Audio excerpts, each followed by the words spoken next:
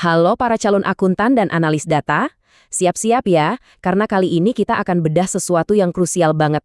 Kita akan kupas tuntas 4 pilar pengeluaran yang nggak cuma ada di laporan keuangan, tapi sebenarnya ini adalah cerita tentang strategi pertumbuhan sebuah perusahaan. Coba deh, pernah nggak Anda mikir kayak gini? Pengeluaran itu bukan cuma deretan angka. Setiap rupiah yang keluar itu punya cerita, punya strategi di baliknya. Itu adalah pilihan antara menjaga lampu tetap menyala hari ini atau membangun istana untuk masa depan. Yuk kita bedah narasinya bareng-bareng. Ini dia peta perjalanan kita. Simple aja, kita mulai dari dasar-dasarnya, yaitu bahasa scaling. Terus kita masuk ke duel klasik, OPEX versus CAPEX. Lanjut ke RevX dan FinEx, dan yang paling penting, di akhir kita akan bahas gimana cara mengubah semua ini jadi keunggulan strategis Anda. Oke, kita langsung mulai. Gini, kalau kita mau ngerti cara sebuah perusahaan tumbuh besar, kita harus paham bahasanya dulu. Nah, OPEX, CAPEX, RevX, dan FinEx ini ibaratnya adalah alfabet dari bahasa pertumbuhan itu sendiri. Dan ini dia cetak biru kita. Anggap aja ini contekan utama kita untuk sesi kali ini. Semua yang akan kita diskusikan berakar dari bagan komprehensif ini. Jadi ini bukan sekedar gambar, tapi panduan untuk membaca cerita di balik angka. Sekarang kita masuk ke dilema paling klasik di dunia bisnis. Harus pilih mana? Habisin uang buat operasional hari ini biar lancar atau investasi buat pertumbuhan di masa depan? Nah, inilah inti dari ketegangan antara OPEX dan CAPEX. Pikirin OPEX itu gampangnya gini. Biaya buat jaga lampu tetap nyala, gaji karyawan, sewa kantor, bayar tagihan internet, pokoknya semua pengeluaran rutin biar bisnis bisa tetap jalan dari hari ke hari. Tanpa OPEX, ya bisnisnya berhenti total. Nah, perhatiin deh cara kerjanya. OPEX itu langsung nonjok laporan laba rugi di periode yang sama. Makanya melacaknya itu krusial banget. Dari sini kita bisa lihat burn rate, seberapa cepat perusahaan bakar duit. Dan kita bisa nemuin bocor alus di operasional yang diam-diam ngabisin margin keuntungan. Kalau tadi OPEX itu soal hari ini, nah CAPEX itu semuanya tentang hari esok. Ini adalah belanja strategis, beli aset yang bakal ngasih manfaat bertahun-tahun ke depan. Bisa dibilang, ini adalah cara perusahaan membangun fondasi untuk pertumbuhan masa depannya. Lihat kan bedanya? CAPEX itu nggak langsung ngurangin laba. Dia dicatat sebagai aset di neraca, terus nilainya dikurangi pelan-pelan lewat penyusutan. Kenapa ini penting dilacak? Karena ini nunjukin seberapa pintar perusahaan berinvestasi. Apakah mereka beneran bangun sesuatu yang berharga, atau cuma buang-buang modal? Biar lebih nempel di kepala, kita pakai analogi mobil.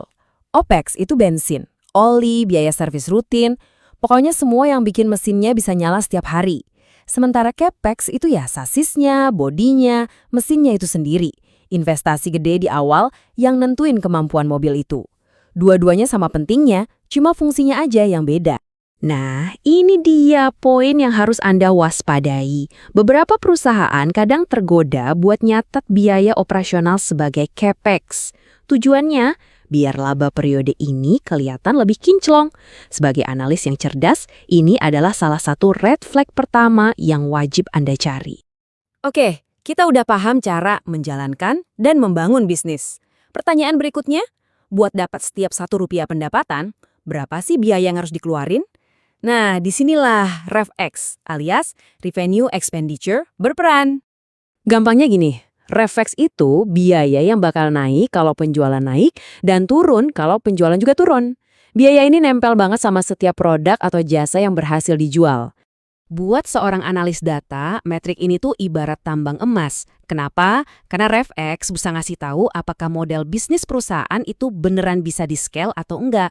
Apakah pertumbuhannya itu sehat dan nguntungin, atau cuma gede di omset tapi boncos di profit.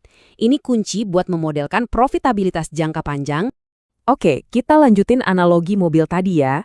Kita udah punya mesinnya, itu OPEX. Chassisnya itu CAPEX, dan kita udah tahu biaya per kilometernya, itu RevX. Pertanyaannya, bahan bakarnya dapat dari mana dan berapa harganya? Nah, itu dia tugasnya FinEx. FinEx atau Financial Expenditure itu sederhananya adalah biaya untuk dapetin modal.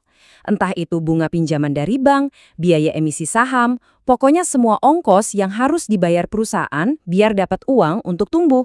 Ini adalah cerminan langsung dari kesehatan dan risiko struktur keuangan mereka.